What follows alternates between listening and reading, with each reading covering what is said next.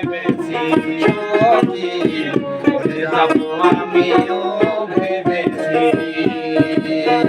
তুমি যেদিন আমাকে বলেছ বলে যেতে তুমি যেদিন আমাকে বলেছ বলে যেতে কত যে চলে বেসেছি চলে যাব আমিও ভেবেছি